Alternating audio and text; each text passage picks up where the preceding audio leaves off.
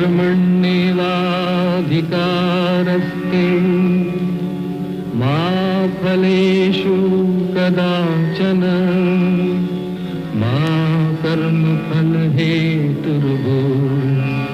मा ते संगोऽस्तविकर्मणि।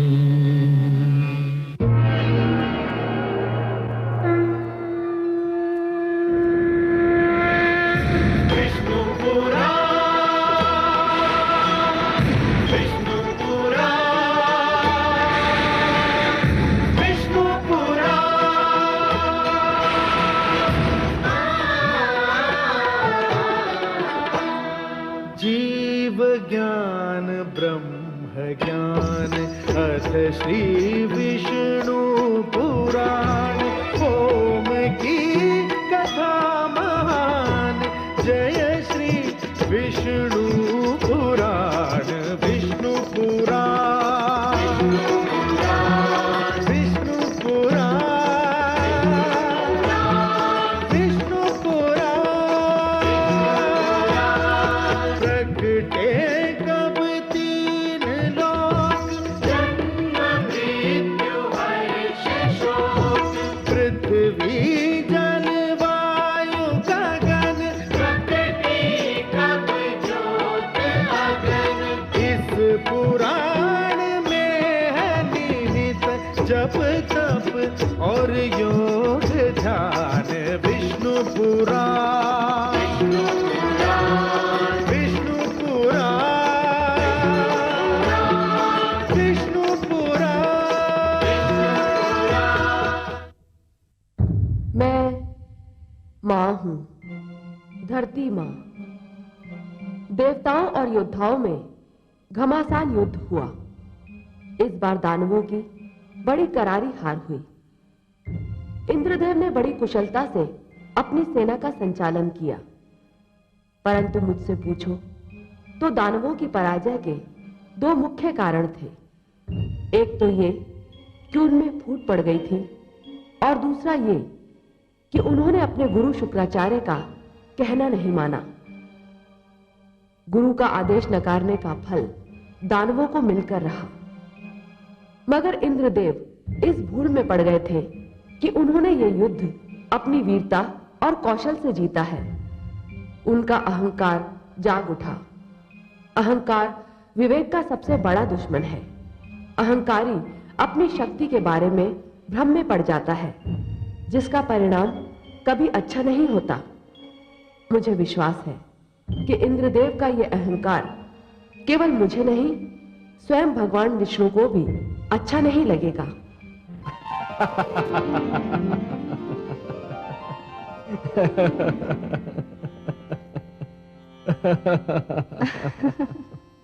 मैं आपकी हंसी का भेद पा गई कमल नयन। अच्छा, मैं समझ गई कि आप अपनी हंसी को क्यों नहीं रोक पा रहे हैं। अच्छा तो बताइए तो सही कि हमें हंसी क्यों आई। देवराज इंद्र ने अपने ही मुख से अपने आप को महान कहा, इसलिए। आप ठीक समझी महादेवी।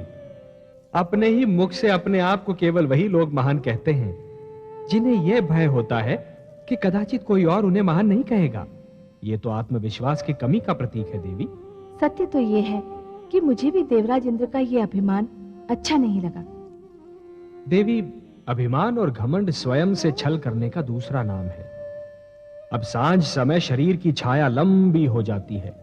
अब कोई मनुष्य यदि छाया की इस लंबाई को शरीर की वास्तविक लंबाई समझ लेगा तो स्वयं से छल ही करेगा ना। हे नाथ, मुझे तो लगता है कि देवराज इंद्र अपनी सफलता पर फूले नहीं समा रहे हैं।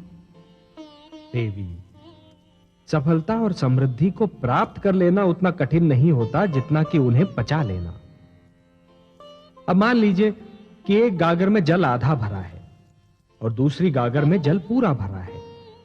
जिस गागर में जल आधा भरा है वो तो शीघ्र ही लुढ़क जाएगी ना।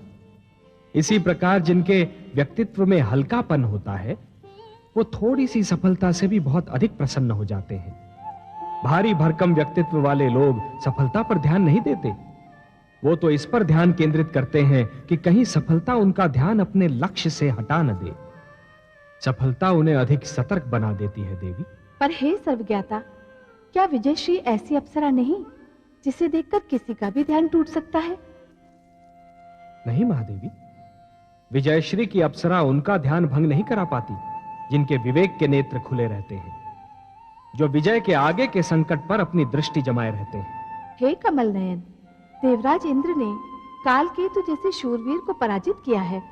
अब इससे बड़ा संकट और क्या हो सकता है? देवी, कालकेतु एक महत्वाकांक्षी और सत्ता का लोभी दानव है। महत्वाकांक्षी और सत्ता का लोभी व्यक्ति बाहर से दिखने में जितना शक्तिशाली होता है, भीतर से उतना ही दुर्बल होता है। और यह तो स्वयं देवराज इंद्र जानते हैं। ऐसे व्यक्ति को पराजित करना कोई कठिन कार्य नहीं होता। परंतु आश्चर्य तो यह है कि विजय के हर्ष में स्वयं देवराज इंद्र गुरु शुक्राचार्य को भूल गए। गुरु शुक्राचार्य, देवेंद्र को यह ज्ञान है कि गुरु शुक्राचार्य एक ऐसे प्रश्न चिन्ह के समान है जो चिंताजनक तो होता ही है, परंतु उसका उत्तर जानना बहुत कठिन होता है। गुरु शुक्राचार्य? हां महादेवी, इस समय मेरा ध्यान केवल उन्हीं पर है। उनकी सोच किसी भी समय एक बहुत बड़ा संकट खड़ा कर सकती है। किंतु वो क्या सोच रहे हैं स्वामी? महादेवी, जिस प्रकार एक धनी जिसका धन चोरी हो जाता है वो अपने धन को सबसे छुपाता फिरता है, उसी प्रकार एक चोट खाया हुआ विद्वान अपनी सोच को सबसे छुपाने का प्रयत्न करता है। गुरु शुक्राचार्य किसी को यह नहीं बताना चाहते कि वो क्या सोच रहे हैं, परंतु वो जो भी सोच रहे हैं वो देवताओं के लिए घातक सिद्ध हो सकता है। तब तो फिर आप ही को देवताओं को आश्रय देना होगा स्वामी। नहीं महादेवी, ऐसी परिस्थिति तो उत्पन्न ही नहीं होनी चाहिए जब किसी को किसी और को आश्रय देना पड़े। अब मैं क्या करूंगा, यह तो इस पर निर्भर है कि गुरु शुक्राचार्य का अगला पग किस ओर उठता है।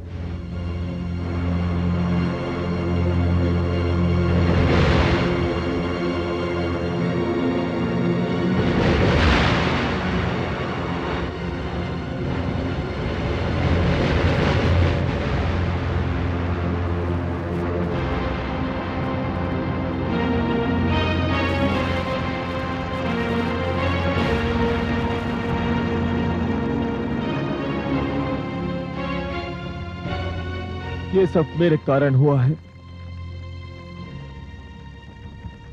मैं ही हूं इस महाविनाश का कारण। मुझे जीवित रहने का कोई अधिकार नहीं, कोई अधिकार नहीं।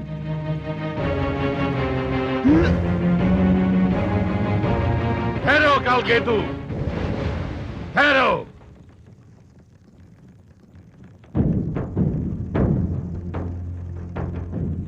प्रणाम गुरुवर। ये तुम दूसरी मूर्खता करोगे। दानव वीरों के ये शव, धड़ से कटे हुए ये सिर, युद्ध क्षेत्र की धरती पर बहता हुआ ये लहू, ये सब पुकार पुकार कर कह रहे हैं कि तुमने मेरी पहली आज्ञा का पालन न करने का दंड भोगा है। मैंने जब तुम दानवों का गुरु बनना स्वीकार किया था तो तुमसे यह भी वचन लिया था कि तुम देवताओं से उस समय तक युद्ध नहीं करोगे जब तक मैं अनुमति नहीं दूंगा। यदि तुमने अपने वचन का पालन किया होता, यदि तुमने मेरा कहना माना, तो आज इस युद्ध भूमि में दानवों के शव के स्थान पर देवलोक वासियों के शव दिखाई दे रहे होते। मुझे आपसे क्षमा मांगते हुए भी लज्जा आ रही है गुरुदेव, पर आप मुझे क्षमा कर दीजिए। प्रतिशोध और क्रोध की अग्नि ने मेरे सोचने और समझने की शक्ति को भस्म कर दिया था। क्रोध पराजय का पहला लक्षण है कालकेतु। युद्ध क्रोध से नहीं, धैर्य से और योजना बनाकर लड़ा जाता है। कालकेतु, तुम विजय केवल इसलिए नहीं प्राप्त कर सके क्योंकि लोभ और लालसा ने तुम पर पहले ही विजय प्राप्त कर ली थी। राज सिंहासन के लोभ में तुमने दानव एकता भंग कर दी। तुम दानवों में सबसे बड़ा दोष यही है कि तुम संगठित नहीं रह सकते। यदि आपका आदेश हो गुरुदेव, तो मैं दानव लोक के अधिपति का पद त्याग भी सकता हूं। यह तो सिंहासन पर बैठने से पहले तुम्हें सोचना चाहिए था कालकेतु। आप जिसे चाहेंगे वही हमारा अधिपति होगा गुरुदेव। अब इस विवाद में पड़ना व्यर्थ है कि अधिपति कौन होगा और किसे होना चाहिए। नहीं गुरुदेव, हम अब भी आपका आदेश मानने को तैयार हैं। कालकेतु, तुम अब राज सिंहासन पर बैठ चुके हो। तुम्हें सिंहासन से उतारना दानव एकता पर एक और चोट करने के समान होगा। परंतु अब एक व्यक्ति एक पद के सिद्धांत का ही पालन होगा। तुम केवल अधिपति रहोगे, सेनापति नहीं। सेनापति पहले भी हर्षद था और अब भी वही रहेगा।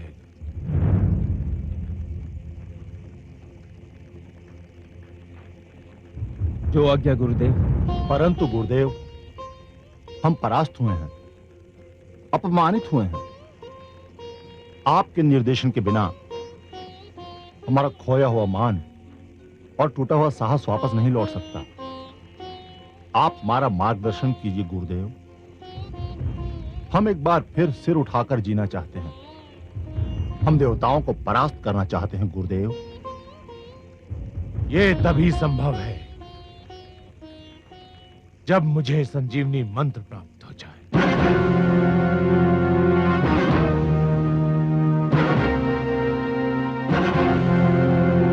संजीवनी मंत्र गुरुदेव? संजीवनी मंत्र? हाँ, संजीवनी मंत्र भगवान शिव का सबसे महान वरदान। यदि वो मंत्र मुझे मिल गया तो तुम किसी युद्ध में नहीं मरोगे। यदि मर गए तो मैं वो मंत्र फूंक कर तुम्हें पुनः जीवित कर दूंगा। गुरु शुक्राचार्य की जय! गुरु शुक्राचार्य की जय! आप धन्य हैं गुरुदेव। इस प्रकार हर युद्ध में देवताओं की संख्या घटती जाएगी और तुम दानवों की संख्या बढ़ती जाएगी। एक दिन ऐसा आएगा, देवता इतने कम रह जाएंगे कि तुम लोग सरलता पूर्वक टहलते हुए देवलोक पहुंच जाओ। देवलोक पर हमारी पताका फहराएगी। बचे कुचे देवता ही नहीं, स्वयं भगवान विष्णु भी देखते रह जाएंगे। गुरुदेव की जय! गुरुदेव की जय! गुरुदेव की जय! गुरुदेव की जय! गुरुदेव की जय! मैं भगवान शिव के दर्शन करने जा रहा हूं। तुम सब उस समय तक कोई उतावलापन नहीं दिखाओगे जब तक मैं लौट ना आऊं। जो आज्ञा गुरुदेव।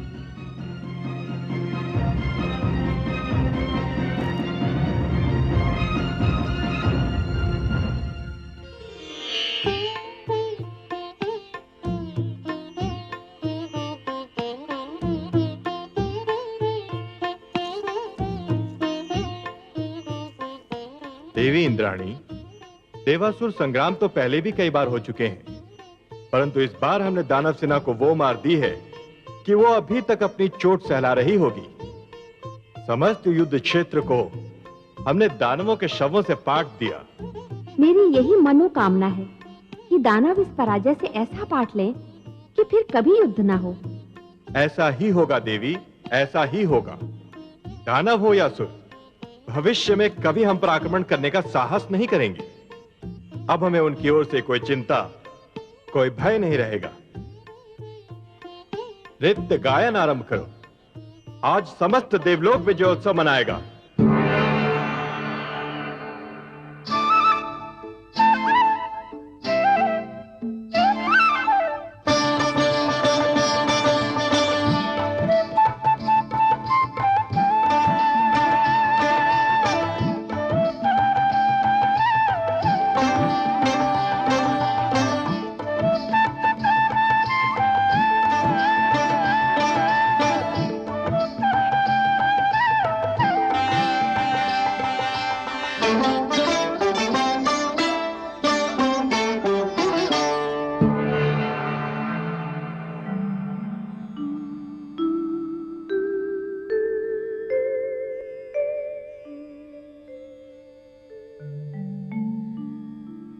हे नाथ, मैं आपकी सुंदर मुस्कान के हर रंग से परिचित हूँ। इस समय भी जो मुस्कान आपके अधरों की शोभा बनी हुई है, उसके रंग को भी मैं पहचानती हूँ। हे देवी, आप हमारी मुस्कान के रंग ही नहीं, हमारे हृदय की सारी धड़कनों को भी जानती हैं, और इसीलिए जान रही हैं कि मैं इंद्रलोक में होने वाले विजयोत्सव को देखकर अपनी मुस्कान को रोक नहीं पा रहा हूं। हाँ कमल नयन, और आपकी मुस्कान से जो चिंता झांक रही है, उसी से मुझे लग रहा है कि अवश्य कोई विशेष घटना घटने वाली है। आपका अनुमान बिल्कुल ठीक है महादेवी। इंद्रलोक में जो निश्चिंतता का वातावरण छाया हुआ है, वो अवश्य ही कोई रंग लाएगा। इंद्रदेव निश्चिंत होकर अपनी विजय का उत्सव तो मना रहे हैं, परंतु साथ ही जीवन का एक मूल सत्य भूल रहे हैं। किस मूल सत्य की ओर आपका संकेत है सर्वेश्वर? वो सत्य ये है महादेवी कि सूर्योदय के समय जो अंधकार इस धरती से भाग खड़ा होता है और घने वनों और गुफाओं में जाकर छुपता है, वही अंधकार सूर्यास्त का समय निकट आते ही फिर से अपना सिर उठाने लगता है, और सूर्यास्त होने के साथ ही इस धरती पर फिर से अपना अधिकार जमा लेता है। यही शत्रु का भी चरित्र होता है। वो अपने शक्तिशाली विरोधी से युद्ध में हारकर रण क्षेत्र से भाग तो अवश्य जाता है, परंतु अपने विरोधी को निश्चिंत पाते ही फिर से अपनी पराजय का प्रतिशोध लेने के लिए आक्रमण कर देता है। विजय कभी स्थायी नहीं होती महादेवी। शत्रु और अग्नि को कभी छोटा और दुर्बल नहीं समझना चाहिए। दोनों किसी भी समय विकराल रूप धारण कर सकते हैं, इसलिए दोनों से सावधान रहना चाहिए। हे विश्वव्यापी, तो क्या दानव देवलोक पर फिर से आक्रमण करने वाले हैं? हाँ, कर भी सकते हैं, पर अभी तो देवराज इंद्र ने उनकी सारी शक्ति को चूर चूर कर दिया है। दानव शक्ति का केंद्र है दैत्य गुरु शुक्राचार्य का मस्तिष्क, जो इस समय भयंकर रूप से सक्रिय है, पूर्णतया जागा हुआ है। उसे एक पल भी चैन नहीं। दैत्य गुरु जो करने जा रहे हैं, उससे यह तो स्पष्ट है कि उनके मस्तिष्क में कोई भयानक योजना पनप रही है। क्या करने जा रहे हैं दैत्य गुरु शुक्राचार्य? वो भगवान शिव के पास जा रहे हैं संजीवनी मंत्र मांगने, और यदि उनकी योजना के अनुसार भगवान शिव से उन्हें संजीवनी मंत्र मिल गया, तो देवताओं के लिए दानवों को जीत पाना असंभव हो जाएगा। ये तो सचमुच बहुत गंभीर समस्या है। हे देवेश्वर, सब जानते हैं कि भगवान शिव बहुत भोले हैं। कोई भी उनसे कुछ भी मांगे तो वो दे देते हैं। कोई भी उनके सामने झोली फैला दे तो वो उसे तुरंत भर देते हैं। दैत्य गुरु शुक्राचार्य बहुत चतुर हैं। कहीं भोलेनाथ उन्हें ये मंत्र दे न दे। भोले अवश्य हैं हमारे शिव शंकर, परंतु उन्हें यह भली भांति ज्ञात है कि संजीवनी मंत्र उस शक्तिशाली शस्त्र के समान है, जिसका सदुपयोग भी संभव है और दुरुपयोग भी, जिससे रक्षा भी की जा सकती है और विनाश भी। जिस प्रकार एक दीपक प्रकाश भी फैला सकता है और घर को आग भी लगा सकता है, उसी प्रकार संजीवनी मंत्र सत्यवादी को भी जीवन दे सकता है और असत्यवादी को भी। भगवान शिव तो यह भी भली भांति जानते हैं देवी कि मांगने वाले से देने वाले का उत्तरदायित्व कहीं अधिक बड़ा होता है। मांगने वाला तो कुछ भी मांग सकता है, परंतु देने वाले को यह सोच लेना चाहिए कि वो जो दे रहा है और जिसे दे रहा है वो उसके योग्य है भी या नहीं। यदि दैत्य गुरु शुक्राचार्य के लोक कल्याण का अर्थ केवल दानव कल्याण है, तब तो यह एक बहुत बड़े अनर्थ का सूचक है देवी। स्वामी, भगवान शिव ये निर्णय कैसे करेंगे कि दैत्य गुरु शुक्राचार्य संजीवनी मंत्र के योग्य हैं या नहीं? ये तो भगवान शिव का अधिकार है, उनका क्षेत्र है, इसे उन्हीं पर छोड़ दीजिए देवी। हाँ, हमारे भगवान शिव शंकर भोले अवश्य हैं, पर उतने ही बड़े पारखी भी। यदि वो चाहें तो किसी को भी परख लेना उनके लिए एकदम सरल कार्य है। फिर भी क्या ये उचित नहीं होगा कि देवराज इंद्र को दैत्य गुरु की योजना से अवगत करा दिया जाए? कहीं ऐसा ना हो जाए कि देवराज इंद्र विजय उत्सव मनाते रहें और दैत्य गुरु अपने उद्देश्य में सफल हो जाएं। यही तो हमारी भी चिंता है देवी। देवराज इंद्र की निश्चिंतता हमें चिंतित कर रही है। विजय ने उन्हें नीति के मार्ग से हटा दिया है। उनका तो यह कार्य था कि अपने गुप्तचर भेजकर अपने शत्रु की गतिविधियों से सतर्क रहते। आपने उचित परामर्श दिया है देवी, हम देवेंद्र को सूचित करेंगे। जय विजय। आज्ञा सर्वेश्वर। तुम दोनों इंद्रलोक जाओ और देवेंद्र को सूचना दो कि दैत्य गुरु शुक्राचार्य भगवान शिव शंकर से संजीवनी मंत्र मांगने जा रहे हैं, और यदि यह मंत्र उन्हें मिला तो देवलोक पर संकट आ सकता है। उनसे कहो कि इस समस्या का तुरंत समाधान ढूंढें। जो आज्ञा देवेश्वर।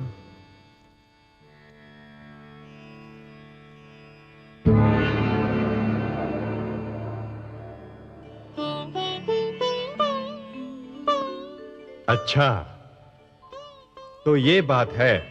हाँ देवराज, श्री लक्ष्मीपति ने कहा है कि आपको सूचित कर दिया जाए कि दैत्य गुरु शुक्राचार्य भगवान शिव से मिलने जा रहे हैं और देवलोक पर गंभीर संकट के बादल मंडरा रहे हैं। कह देना श्री विष्णु भगवान से कि हमें सूचना देने के लिए धन्यवाद। वो चिंता ना करें, ऐसा कुछ नहीं होगा। इससे पहले कि दैत्य गुरु शुक्राचार्य भगवान शिव के पास पहुंचे, हम स्वयं उनके पास पहुंच जाएंगे। भगवान शिव पर हमारा अधिकार अधिक है। हम दैत्य गुरु शुक्राचार्य की चाल को असफल कर देंगे। जो आज्ञा देवराज।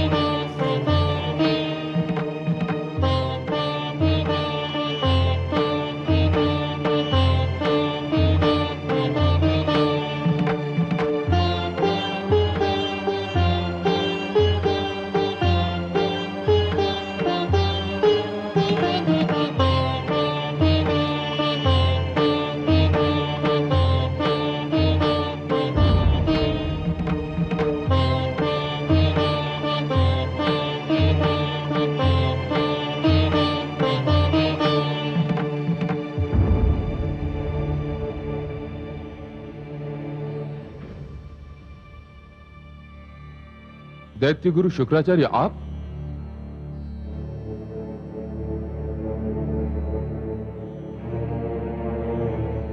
हे महादेव, मैं एक याचना लेकर आपके चरणों में उपस्थित हूं। हे शिव शंकर, मैं भी आपके निकट खड़ा हूं। देवराज आप? मैं तो दैत्य गुरु शुक्राचार्य से पहले ही यहां आ गया था। क्षमा करें देवराज, आप मेरे निकट नहीं, मेरे पीछे खड़े थे। मेरे 3 नेत्र अवश्य हैं, किंतु तीनों नेत्र मेरे मुख पर हैं। एक भी नेत्र मेरे सिर के पीछे नहीं है। इसी कारण मेरी दृष्टि आप पर नहीं पड़ी। नहीं तो मैं सबसे पहले आपका अभिनंदन करता, अतिथि की भांति आपका स्वागत करता। मैं अतिथि बनकर नहीं, याचक बनकर यहां आया हूं। याचक तो विनम्रता की मूर्ति होता है देवराज, परंतु मैं विवश हूं। दैत्य गुरु शुक्राचार्य पर मेरी दृष्टि भी पहले पड़ी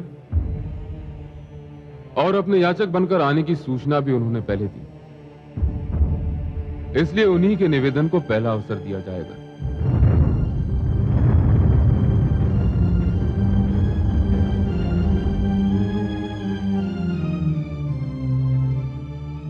अपनी इच्छा व्यक्त कीजिए दैत्य गुरु शुक्राचार्य। हे महादेव, मैं आपसे कुछ मांगने आया हूं। तो कहिए ना, संकोच क्यों कर रहे हैं? अपनी वर्षों की तपस्या और आपके प्रति अपनी अपार भक्ति के बदले में, हे महादेव, मैं संजीवनी मंत्र मांगने आया हूं।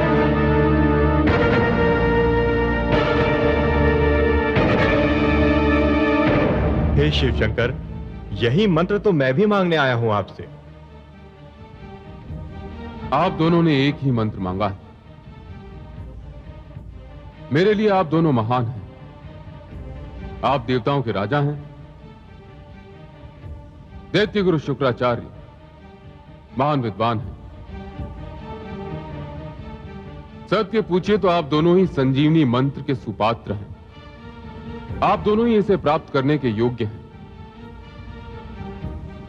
परंतु संजीवनी मंत्र एक कल्प में एक ही बार किसी एक ही को दिया जा सकता है। यह महाशक्तिशाली मंत्र है, इसलिए मुझे आप दोनों में से किसी एक ही को चुनना पड़ेगा। तब तो फिर भोले शंकर, निर्णय हो गया। मैं देवराज इंद्र हूं, मंत्र मुझे ही मिलेगा। नहीं देवराज, देव हो या दानव, निर्णय परीक्षा के आधार पर ही होगा। परीक्षा? हां देवराज, आप दोनों में से जिस किसी को भी यह मंत्र लेना है, उसे परीक्षा देनी होगी। मैं किसी भी परीक्षा के लिए प्रस्तुत हूं महादेव। और आप देवराज?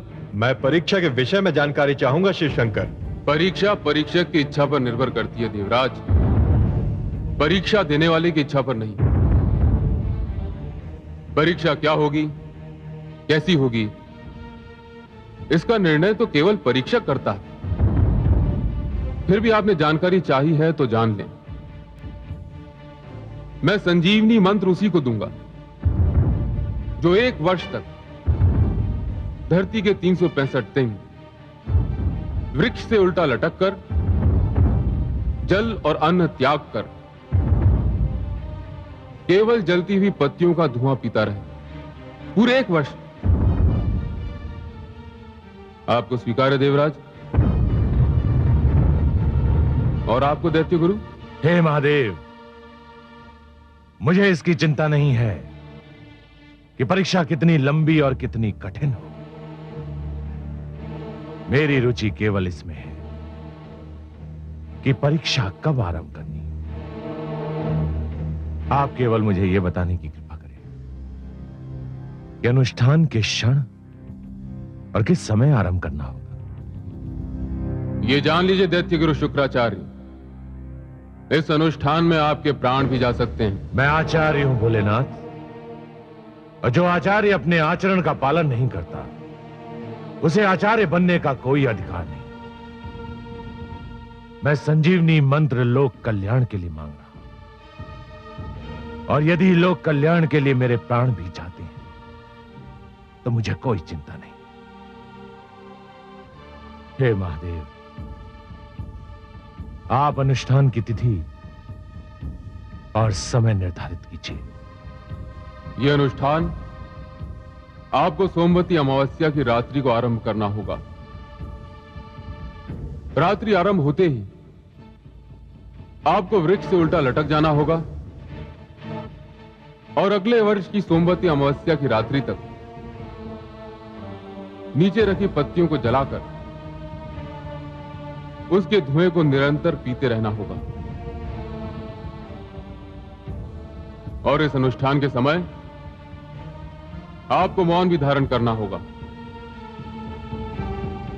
यह अनुष्ठान पूर्ण होने तक आपके चारों ओर कुछ भी घट रहा हो, आपके मुख से एक शब्द भी नहीं निकलना चाहिए। हे शिव शंकर, पातु मां, आज्ञा दे महादेव।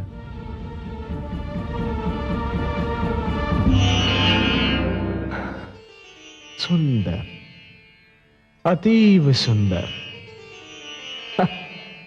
क्या निष्ठा है दैत्य गुरु शुक्राचार्य की, क्या साहस है, कितना दृढ़ निश्चय है। देखकर तो मेरे भी मुख से धन्य है का उद्गार निकल गया। वंदनीय है उनका साहस महादेवी, वंदनीय है उनका साहस, और प्रशंसा के योग्य हैं स्वयं वो। निस्संदेह वंदनीय है उनका साहस, निस्संदेह प्रशंसा के योग्य हैं स्वयं वे। पर हे सर्वेश्वर, क्या ये दुर्भाग्य नहीं कि ऐसा महान विद्वान दानवों के साथ है, देवताओं के साथ नहीं? क्या ये स्वयं विद्या का अपमान नहीं कि वो ऐसे पक्ष के पास है जो विद्या का आदर करना भी नहीं जानता है? है तो सही प्रिय, परंतु इसका कारण भी तो है। इसका क्या कारण है सर्वेश्वर? विद्वान का अहंकार? अहंकार। विद्वान जब विद्या के स्थान पर दूसरी बातों को प्राथमिकता देने लगता है, विद्वान जब अपमान के प्रतिशोध की अग्नि में जलने लगता है, तो उस अग्नि में सबसे पहले उसका विवेक जलकर भस्म हो जाता है। तो फिर आप दैत्य गुरु शुक्राचार्य की प्रशंसा क्यों कर रहे हैं? प्रशंसा क्यों कर रहा था देवी? यदि गुण शत्रु में भी हो तब भी वो प्रशंसा के योग्य हैं। अग्नि तो किसी भी वस्तु को जलाकर भस्म कर देती है, परंतु क्या अग्नि के ताप की महत्ता से मुख मोड़ा जा सकता है? परंतु देवराज इंद्र ने आज मुझे बहुत निराश किया। परीक्षा का नाम सुनते ही वे भयभीत हो गए। मुझे उनसे ऐसी आशा न थी। देवराज परीक्षा की कठोरता से भयभीत थे महादेवी, और दैत्य गुरु के उद्देश्य ने उन्हें निर्भय बना दिया था। इसीलिए मैं कहता हूं देवी कि प्रत्येक मनुष्य के सम्मुख जीवन में कोई ना कोई उद्देश्य अवश्य होना चाहिए। देवराज इंद्र अपने नंदनवन में मग्न है, और दैत्य गुरु के सम्मुख एक उद्देश्य है। हाँ, यह और बात है कि उनका उद्देश्य विनाशकारी है। हमारे देवराज संभवतः यह सोच रहे हैं कि इस कठिन परीक्षा को झेलने का सामर्थ्य यदि उनमें नहीं है, तो गुरु शुक्राचार्य भी उसे नहीं झेल पाएंगे। यह देवेंद्र का भ्रम है। वो शुक्राचार्य की निष्ठा से पूर्णतया परिचित नहीं है। माते, माते, माते,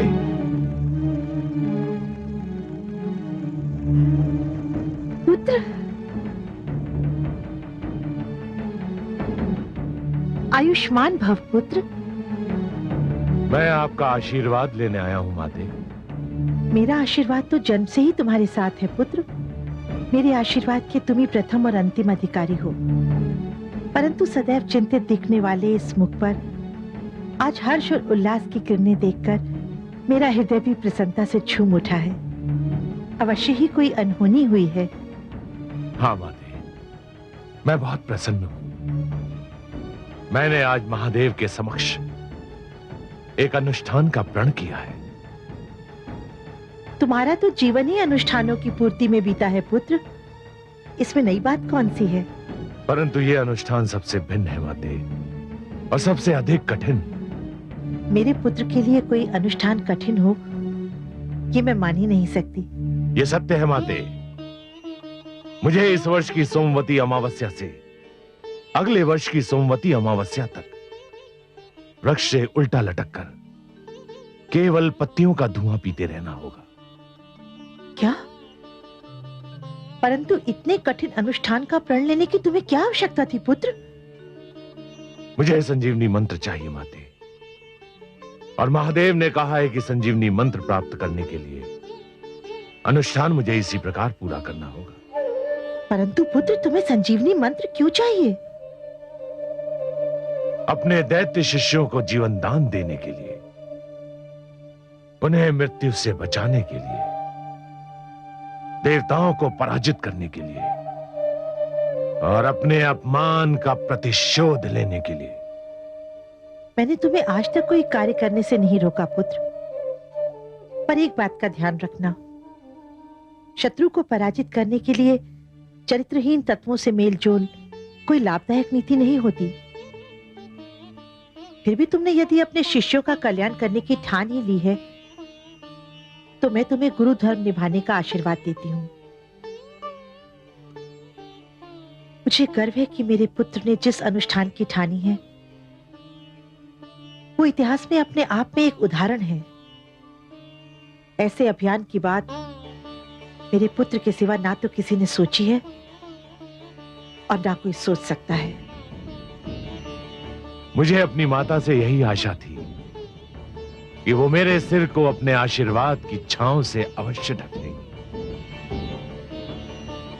मुझे गर्व है कि मैं ऐसे पुत्र की मां हूं जिसके जीवन का एक ही उद्देश्य रहा है, असंभव को संभव बनाना। मेरे साथ मेरी माता का आशीर्वाद रहा है, इसीलिए असंभव को संभव बनाने में मैं समर्थ रहा। अब मुझे आपका आशीष मिल गया है, तो इस अनुष्ठान को भी संभव बनाकर दिखा दूंगा। यशस्वी भव पुत्र। आज्ञा दे माते।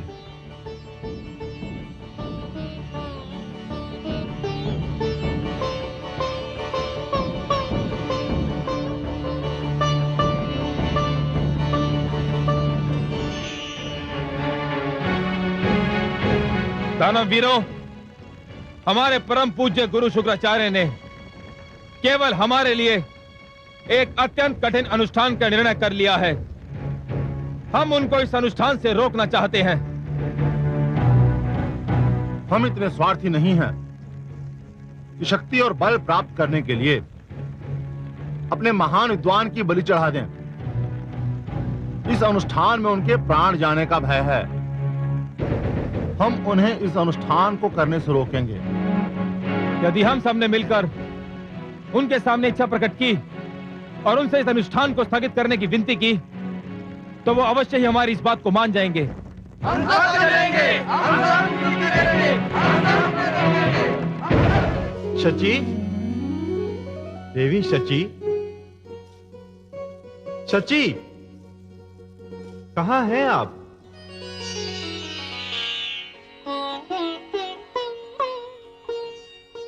आज तो आप बहुत प्रसन्न दिखाई दे रहे हैं स्वामी। हाँ देवी, आज मैं बहुत प्रसन्न हूं। शत्रु जब अपने कंधों पर ऐसा बोझ उठा ले जो उसकी कमर तोड़ सकता हो, तो प्रसन्न होना स्वाभाविक है। आपका संकेत गुरु शुक्राचार्य की ओर है? हाँ, मेरा संकेत उन्हीं की ओर है। गुरु शुक्राचार्य ने हमसे शत्रुता की धुन में एक ऐसी तपस्या स्वीकार कर ली है जो एक वर्ष तो क्या, एक सप्ताह में ही उनके प्राण लेकर छोड़ेगी।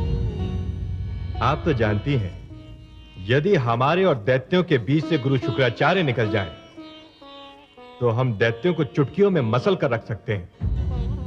और यदि गुरु शुक्राचार्य अपने इस अनुष्ठान में सफल हो गए तो? देवी, पूरे एक वर्ष तक वृक्ष से उल्टा लटक कर केवल धुआं पीना किसी प्राणी के लिए संभव नहीं। मुझे तो यह लगता है कि भगवान शिव ने इस तपस्या का सुझाव इसलिए दिया है कि वो गुरु शुक्राचार्य को संजीवनी मंत्र देना नहीं चाहते। गुरु शुक्राचार्य इस तपस्या के भेंट चढ़ जाएंगे और संजीवनी मंत्र भगवान शिव के पास ही रहेगा। गंधर्वराज चित्ररथ, मलय केतु, आज्ञा देवराज। तुम दोनों शीघ्र वहां पहुंचो जहां दैत्य गुरु शुक्राचार्य ने अपना अनुष्ठान आरंभ करने का निर्णय किया है, और जैसे ही उनकी तपस्या भंग हो या उनके प्राण जाए, वैसे ही आकर हमें सूचित करो। जो आज्ञा देवराज।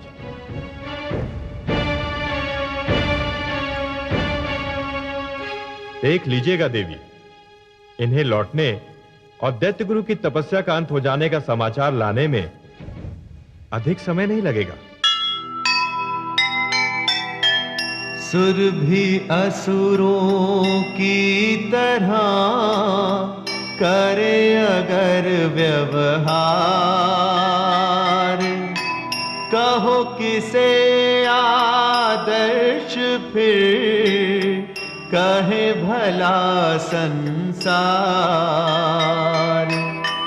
जो आकर आवेश में अपना पाखो,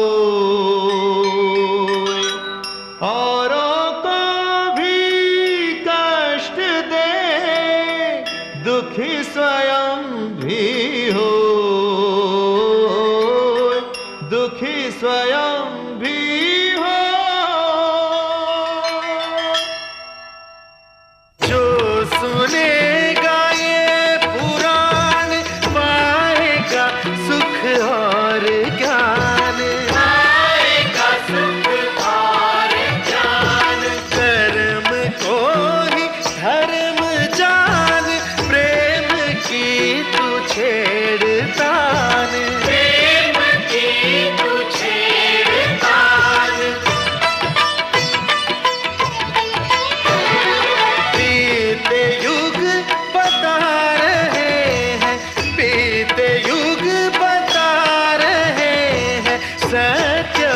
पे चल